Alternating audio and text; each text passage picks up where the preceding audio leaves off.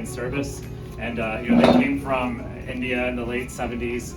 They're from Chennai, RDR, and when they came, there weren't, it wasn't really much of a community here, and it grew and grew and grew.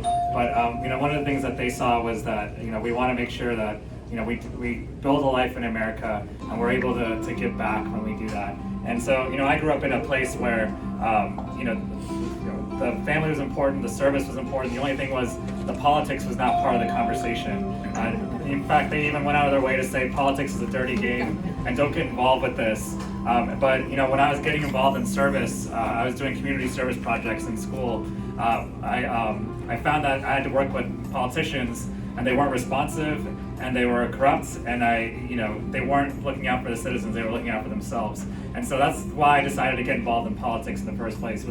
I had 2 job offers. One was with the FBI to investigate them and put them in jail, and the other one was to work for a campaign to help unelect them, seat them elsewhere. And so I decided to work for the campaign instead, and that took me to Capitol Hill, it took me to the White House, and it took me on this journey to up until now. But through that whole thing, I felt like we needed leaders who were different, who would listen to us, who would respond to us, who would be there for us, and so that's why this was really important. And I worked in the Obama White House the second term, and one of the things I learned through that experience was you shouldn't be afraid to also take on really hard issues and tough fights or things that have never been done before. And in fact, those are the things that you should start with.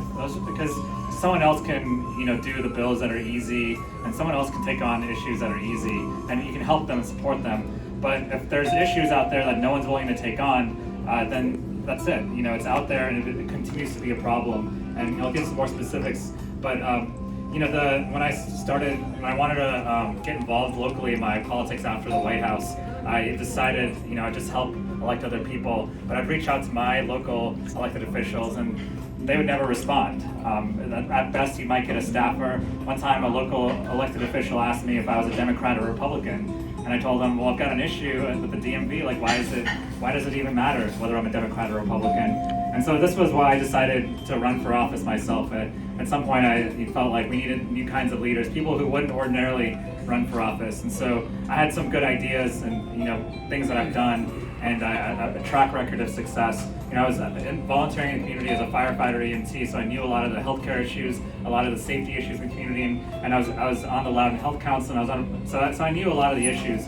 But one of the things that I realized, and probably should have realized earlier, was we never elected an Indian American or South Asian or Hindu American, or you can go on the million, whatever, before. And so people said, there's more Indian Americans in Loudoun County, but you might not win the white people. They may not accept you.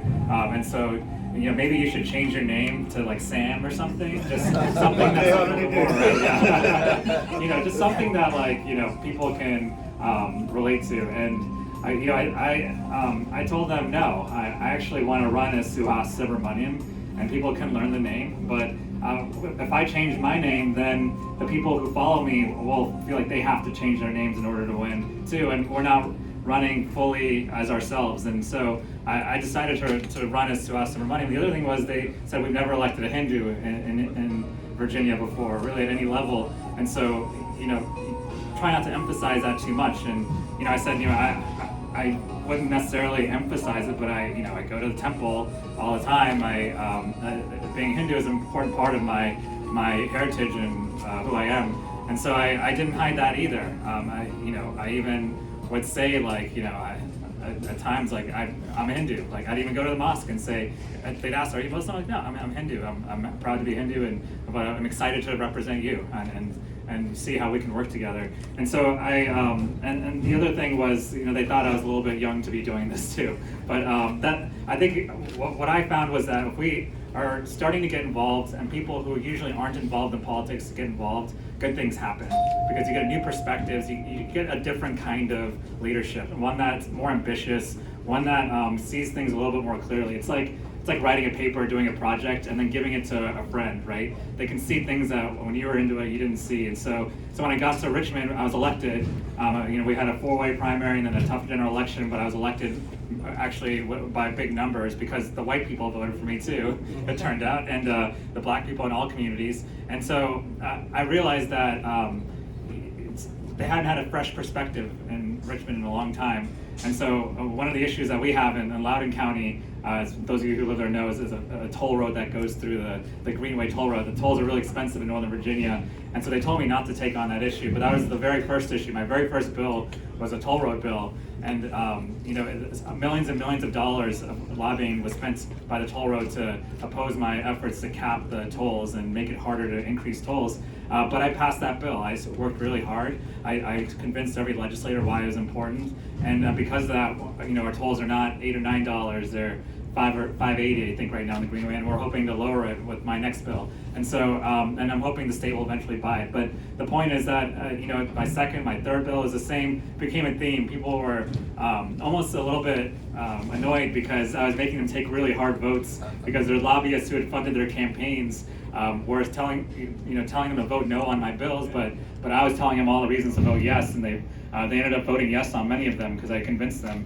And it wasn't Democrat or Republican, it didn't matter. I went to every legislator. These issues weren't partisan. And so even a gun bill, a bill that would take guns away from schools and school board owned property, I got bipartisan support. I was the only person to ever get a gun bill passed with Republican support too. And so that's the kind of leadership that I want to see. And now I see in Congress that we need more of that as well. We need more people who are sticking up, who have a new perspective, who come from maybe a place where we don't have a lot of people from our community in Congress. I've certainly never elected one in Virginia or the East Coast really, but we'll come with a new perspective on how we can shake things up, how we can fix things, how we can make things better. And most importantly, I see this room today, and this campaign is not about me. In fact, being a state senator is a much better job than being in Congress, I'll tell you. It's a 4-year term, it's an easier election, less work, but when people ask me whether I should do this and encourage me to do this, one of the things I thought of was you. I thought of, how many times have I heard from our community that, like, someone has an immigration issue, someone's got a federal government issue, someone has a national security or international issue, and how amazing would it be to be able to be the one who can call the State Department myself, like forge those relationships with different embassies, be able to call someone in India myself and say, I'm a member of Congress and I need you to get this person's thing done.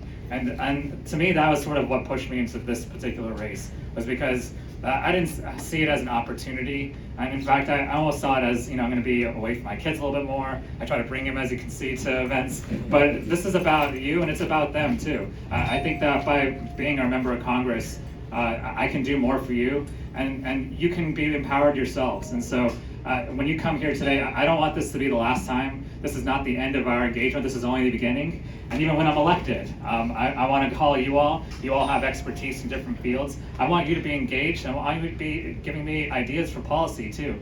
So this is about empowering all of us. And so that's why, one thing I ask of you is, if there's people in the room who aren't here today, or people who are not here today who could have been in the room, or people who you think should get more engaged and involved or have special talents, reach out to them. I'll call them myself. I'll talk to them myself. I'll go to their home.